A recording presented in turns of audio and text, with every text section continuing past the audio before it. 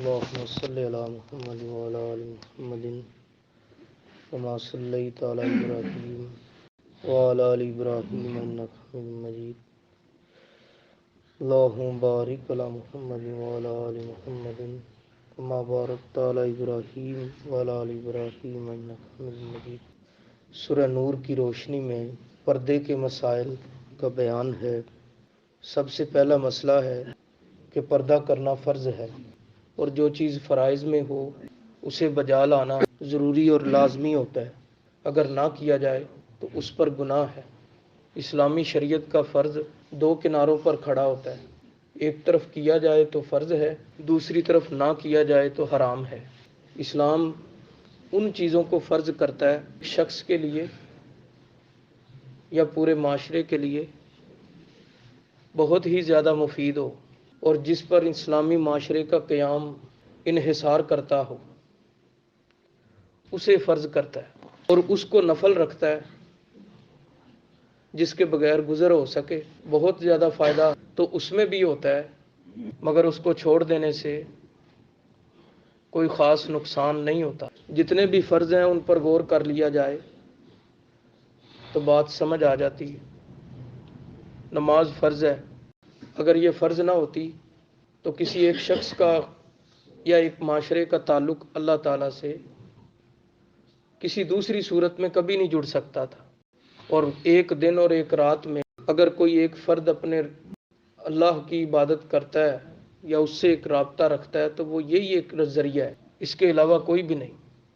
باقی سب کچھ جو ہم کرتے ہیں اللہ تعالیٰ کی عبادت وہ 24 گھنٹے میں نفل ہی ہے سوائے نماز۔ اور اگر یہ بھی فرض نہ ہوتی تو پھر تعلق بندے اور خدا کا ہونا کیا تھا؟ اور پھر اس کے اجتماعی فوائد بھی ہیں جن کی تفصیل میں نہیں جاتا، وہ پھر کبھی صحیح۔ روزہ ہے، اس کا اجتماعی شخصی فائدہ بے شمار ہے، اس لیے اسے فرض کر دیا۔ روزانہ فرض اس لیے نہیں کیا کہ روزانہ فرض ہو جاتا تو بندہ اس سے اکتا جاتا اور بجا نہ لاتا۔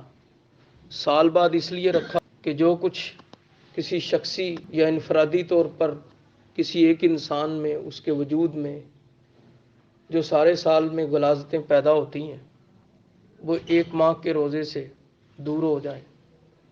زکوٰۃ اسے بھی سال بھر میں فرض رکھا ہے، اور اس کی بنیادی وجہ یہ تھی سال بھر میں انسان کا مال ہوا مال ہے، سارا سامنے آ جاتا ہے، جو کچھ اس نے کمایا، جو کچھ اس نے اڑایا، خرچ کیا، اور پھر جو اس کی دولت میں اضافہ ہوا اس میں سے ان کا حصہ نکال دے جو اس زندگی کی جد و جہد میں پیچھے رہ گئے، تاکہ معاشرہ بیلنس رہے، متوازن رہے۔ اسی طرح حج ہے، دیگر چیزیں، جہاد بعض صورتوں میں فرض ہے، بعض صورتوں میں فرض نہیں ہے، اور جن صورتوں میں وہ فرض ہے اسی سے ہی اسلامی معاشرے کا قیام ممکن ہے۔ اگر اس میں بھی اسے چھوڑ دیا جائے پھر اسلامی معاشرہ عزت اس کی توقیر باقی نہیں رہ جاتی، بلکہ رسوائی اور ذلت شروع ہو جاتی۔ تو اللہ تعالیٰ نے جو جو چیز فرض رکھی ہے وہ ایسے ہی تھی انسانوں کے لیے جیسے آکسیجن ہوتی ہے۔ آکسیجن رک جائے تو بندہ ٹھا سے مر جائے، اسی طرح ہی اگر وہ فرض ختم کر دیا جائے معاشرے سے تو پھر معاشرے کا قیام ہی ممکن نہیں۔ معاشرہ بنتا ہے انسانوں سے، اور انسان بنا ہے روح اور جسم سے۔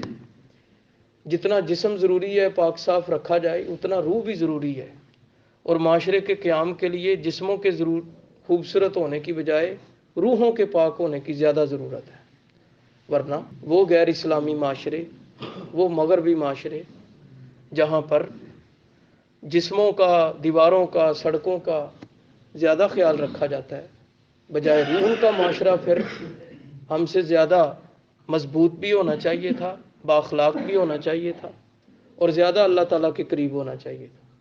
اگر صرف جسم کو صاف رکھنے یا ماحول کو ہی صاف رکھنے کا نام معاشرہ ہے، ایسا نہیں ہے، بلکہ معاشرہ روح کو صاف رکھنے سے بنتا ہے، اور جب روح انسان کی پاکیزہ ہو پھر ایک قابل نظیر معاشرہ ترتیب پاتا ہے، جیسا کہ نبی کریم صلی اللہ علیہ وسلم اور صحابہ اکرام کا معاشرہ تھا، جہاں پر نہ صاف سڑکیں تھیں، نہ بہترین اعلیٰ راستے تھے، نہ بڑی بڑی بلڈنگیں تھیں، نہ تفریح گاہیں اور پارک تھے، نہ نہریں اور دریا تھیں، کچھ بھی نہیں، لیکن اعلیٰ انسان ضرور تھے۔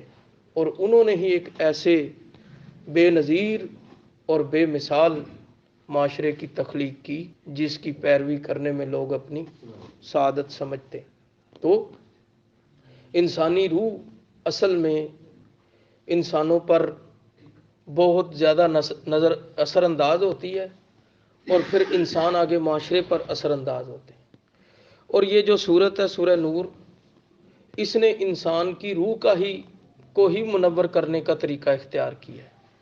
آگے جب یہ آیت آئے گی اللہ نور السماوات والارض، تو وہاں میں تفصیل سے بتاؤں گا کہ اللہ تعالیٰ کون سا نور انسان کو عطا کرنا چاہتے ہیں۔ تو در حقیقت وہ روحانی نور ہی ہے، انسان کے اندر کو اللہ منور کرنا چاہتے ہیں، اور اس کے لیے اللہ تعالیٰ نے اس سورہ مبارکہ میں 3 نسخے عطا کیے۔ اگرچہ اس کی تفصیل تو میں اسی آیت پر پیش کروں گا، لیکن وہ 3 نسخے اشارتاً یہاں بتا دیتا ہوں۔ پہلا نسخہ ہے اصلاح باطن، دوسرا نسخہ ہے تعزیری طریقے، اور تیسرا نسخہ ہے انسدادی تدابیر۔ اصلاح باطن تو یہ صورت کرتی چلی جا رہی ہے، اور آگے بھی اللہ نور السماوات والارض جو آیت ہے، اور اس کے بعد جو آیتیں ہیں وَمَن لَّمْ يَجْعَلِ اللَّهُ لَهُ نُورًا فَمَا لَهُ مِن نُور، وہاں اصلاح باطن۔ اور ہر حکم کے شروع میں جو اللہ تعالیٰ بار بار یا ایھا الذین آمنوا کہہ رہے ہیں، اور کل للمؤمنین وکل للمؤمنات، یہ اصلاح باطن کا ہی طریقہ ہے، یعنی تمہارے اندر جو ایمان ہے اس سے ہدایت لو، اس سے جو ہے نا ان چیزوں کو سمجھنے کی کوشش کرو۔ اگر کسی چیز کے راستے میں، کسی برائی کے راستے میں، فواحش اور منکرات کے راستے میں اگر کوئی چیز آڑے آتی ہے تو وہ ایمان ہی ہے۔ ایک ایمان والا ہی زنا کرنے سے پہلے سوچتا ہے کہ میں اللہ پر ایمان لایا ہوا ہوں۔ ایک ایمان والا ہی بہتان باندھنے سے پہلے سوچتا ہے کہ میرا اللہ پر ایمان ہے، تو میں کسی پر بیجا الزام کیوں لگا رہا ہوں۔ ایک ایمان والا ہی پہلے سوچتا ہے کہ میں کسی کے گھر میں داخل ہو رہا ہوں تو بغیر اجازت کے کیوں داخل ہو رہا ہوں۔ ایمان والا ہی اپنی نگاہ نیچی کرتا ہے، ایمان والی ہی پردہ دار ہوتی ہے۔ تو اللہ نے جو اس صورت مبارکہ میں بار بار ایمان یاد کروایا ہر حکم سے پہلے، اس کی وجہ یہ ہے کہ سارے منکرات اور سارے فواحش کو روکنے کا راستہ ایمان کا راستہ ہے۔ جس کے پاس ایمان نہیں، وہ پھر کیا ہوا؟ یا تو پھر وہ منافق ہوا، اور یا ہوا وہ کافر۔ اور منافق اور کافر کے پاس وہ نور نہیں ہوتا جو یہ صورت دینا چاہتی ہے۔ نہ دنیا میں ان کے پاس یہ نور ہوگا، اور نہ آخرت میں ان کے پاس یہ نور ہوگا۔ اور میں نے ایک حدیث پڑھی ہے جو بہت ہی اچھی ہے، سنن بہقی شریف کی۔ نبی کریم صلی اللہ علیہ وسلم نے فرمایا الغیرۃ من الایمان والمزاح من النفاق۔ یہ پہلی مرتبہ حدیث میرے سامنے آئی۔ آپ نے فرمایا کہ غیرت ایمان سے ہے، اور مزاح نفاق سے ہے۔ مزاح کہتے ہیں عورتوں اور مردوں کا بغیر کسی روک ٹوک کے گل نہ ملنا، اسے مزاح کہتے ہیں۔ والمزاح، ویسے مزاح مزی کو کہتے ہیں، انسان کی شرمگاہ سے جو قطرات گرتے رہتے ہیں بغیر کسی روک ٹوک کے۔ جب جنسی طاقت بہت زیادہ ہوتی ہے تو بغیر کسی روک ٹوک کے وہ قطرات گرتے رہتے ہیں، ان کو مزاح کہتے ہیں۔ تو یہاں پر مزاح سے مراد یہ ہے بغیر کسی روک ٹوک کے مردوں کا عورتوں سے اور عورتوں کا مردوں سے ملنا۔ تو کیا فرمایا؟ غیرت ایمان سے ہے، اور بغیر کسی روک ٹوک کے مردوں کا عورتوں اور عورتوں کا مردوں سے ملنا منافقت ہے، نفاق سے ہے۔ تو اس حدیث نے اور چیز واضح کر دی ہے کہ جس بندے کے پاس غیرت نہیں ہوتی اس بندے کے پاس پھر ایمان بھی نہیں ہوتا۔ اور ایک اور حدیث جس میں اور بات واضح کی گئی، فرمایا حیا اور ایمان جو ہے وہ دونوں ایک ساتھ ہوتے ہیں اور ایک ساتھ ہی ختم ہوتے ہیں۔ اذا لم تستحی فاصنع ما شئت، جب تیرے پاس حیا نہ ہو پھر تو جو چاہے دل میں آئے کرے۔ اور فرمایا ایمان اور حیا دونوں پرندے ہیں، جب ایک اڑتا ہے تو دوسرا بھی ساتھ میں اڑ جاتا ہے۔ تو اس سے پتہ چلا کہ انسان کے اندر جو حیا والا ان گھڑت مادہ ہے، اس مادے کو ایمان نے ہی پیدا کیا ہے، یہ ایمان سے مادہ نکلا ہے، اور پھر ایمان اس مادے کی اصلاح کرتا ہے۔ اس کے آگے روک ٹوک کھڑی کرتا ہے، اس کو ٹھوس بنا کر، سخت بنا کر اتنا انسان کے اندر جو ہے مضبوط کر دیتا ہے کہ معمولی سی بھی بے غیرتی دیکھ کر ایمان والا پھڑک اٹھتا ہے، اور اس کو اس کے چہرے پر اور اس کے ہاتھوں پر ارتعاش پیدا ہو جاتا ہے ایک معمولی سی بے غیرتی دیکھ کر۔ اور جوں جوں ایمان کمزور پڑتا جاتا ہے، توں حیا بھی کمزور پڑتی جاتی ہے، پھر بڑی بڑی بغیرتیاں دیکھ کر بھی انسان کے دل میں جنبش پیدا نہیں ہوتی۔ تو پتہ چلا کہ اللہ رب العزت نے انسان کو کہ اصلاح باطن کے لیے جو مادہ رکھا ہے وہ ایمان کا مادہ ہے، اور یہی اندر کی ساری اصلاح کرتا ہے۔ دوسرا نسخہ جو یہ صورت دیتی ہے، تعزیری طریقے۔ پھر کسی میں ایمان نہ رہے، نفاق ہو جائے اور حیا اڑ جائے، تو پھر یہ صورت بتاتی ہے زناکار کو سزا دو، یعنی حد بندیاں لگاؤ، پھر بہتان باندھنے والے کو سزا دو، پھر جو ہے بغیرتی کرنے والے کو کوڑے بھی مارو، تاکہ تعزیری طریقے سے ہی چلو اس کے اندر جو ایمان گیا ہوا ہے وہ واپس آ جائے۔ پھر تیسرا نسخہ یہ صورت دیتی ہے انسدادی تدابیر کا، یعنی روک تھام، سدے باب بھی کرتی ہے، اور ان میں سے اس صفحے پر یہی تدابیر بتائی گئی ہیں۔ گھر میں کسی کے داخل یوں نہ ہو جاؤ، نگاہ نیچی رکھو، عورتوں کے لیے ہدایات آئیں تو ان کو سارا جسم چھپانے کی ہدایات، اور یہی 3 نسخے ہیں کسی معاشرے کو درست کرنے کے۔ یا تو اندر سے ہی اچھے ہو جاؤ، بہترین ہو جاؤ، یا پھر اگر کوئی ایسے عناصر معاشرے کے ہیں، ایسے ارکان ہیں جو باز آتے ہی نہیں، انہیں ڈنڈے مار مار کر صحیح کرو، اور پھر تدبیریں بھی اختیار کرو۔